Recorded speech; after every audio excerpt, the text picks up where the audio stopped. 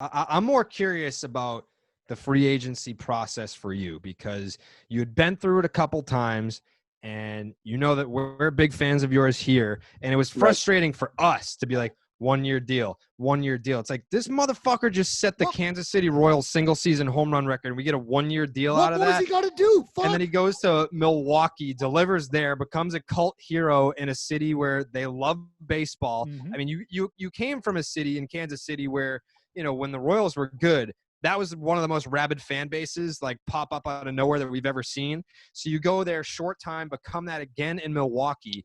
So what was it like for you to kind of field offers for the first time, where now we're talking multi-year deals? And what do you think the biggest difference was for you coming off a year where it's like, all right, fuck, like, I mean, I just popped like 40 something homers and I get a 1 year deal out of that? Like, were you going into this winter thinking that multi-year offers would be on the table?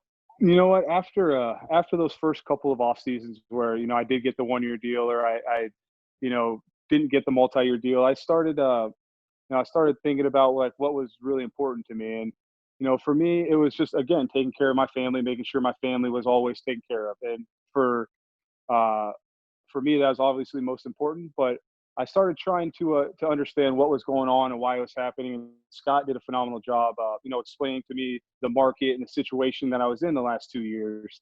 And, obviously in the beginning I was upset, and then I was like, you know what?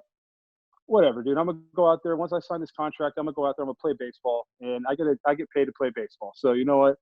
I'm gonna go out there. I'm a rake. I'm gonna have fun playing baseball. Go out with the boys, and my numbers will take care of themselves. And uh, I put in the work. I worked hard and had another good year. And the Reds offered me this 4 year deal, and I couldn't be happier, man. We got a great team over here, great organization, and I'm just stoked that I got to be a part of it. Tell me. I am too. Oh, trust me. We're very Dallas excited. and I, we were talking. It was either last podcast or the week before. We were like, all right, we're going to start naming teams that might be surprise teams. We threw out the White Sox, but with the White Sox always comes the Cincinnati Reds. People are talking about the Reds right now, and you're a part of that. Like, you're a big part of that because the offseason that they had, when they bring in these guys, like, they had a pretty sneaky, like, where would you power rank the Cincinnati Reds offseason?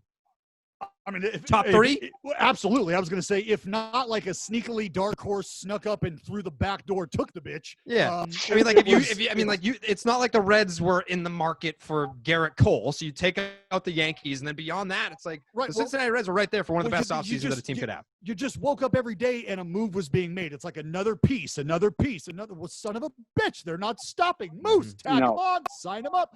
But tell me right now, you son of a bitch, and don't lie. How much of the 1 year piece, you know what? Fuck that. Motivation. Let the haters be the motivators. How much? Dude, when you get out there, you want to be the best. And I was like, you know what? 1 year, all right, I'll go show you. Another 1 year, I'll go show you. You know what? I can do this. You're going to pay me to play baseball? I'll go out there. I'll go. But my whole thing was, once I signed that contract, I didn't care any more about talking about it. I want to go out there and I want to play baseball.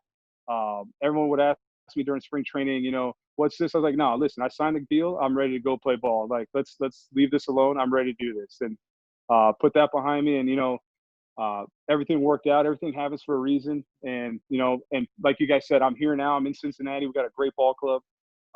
Great. Our manager is awesome. Our team is awesome. Everyone is great. And like you said, they never stopped. They never stopped making moves, and it was awesome to see it. Well, it's great. You're going to be a huge beneficiary of the aggressiveness, that entire unit that you guys. I mean, fuck, man, it doesn't stop. When you think about the lineup that you're now a part of, and you were a part of some awesome lineups in KC.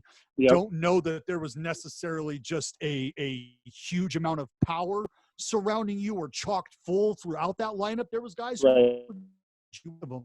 Right. Now you've got other guys who can shoulder that kind of power load as well. A lot of other guys. What does that mean to you? How does that change, if anything, about the way you approach this? Because one of my biggest things for you that I talked about with Jared was like, dude, he's a guy. I promise you, he's a guy. You bred him up, and you have let an animal out of its cage. It's going to be fucking over, because now it's go time. Now it's focus. And now you are around other beasts just like you. Yes.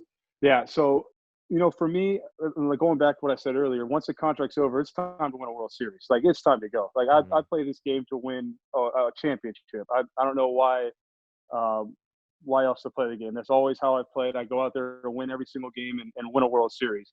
And now that I can focus solely on that every single day and not have to worry about the next year, the year after that, I can't wait, dude. I am so excited to get out there and play some ball.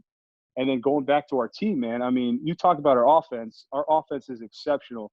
But then you look at our pitching staff and what we got out there. Holy good man. I mean, I remember facing all these dudes last year, and we're talking about like Castillo, Sonny. I mean, the just go Bauer. 1 through Bauer, everybody 1 through 12. I mean, we just signed Wade Miley, who was in Milwaukee, who's nasty. I mean, we just got guys that can throw, and then you get to that back end of the bullpen. Come on.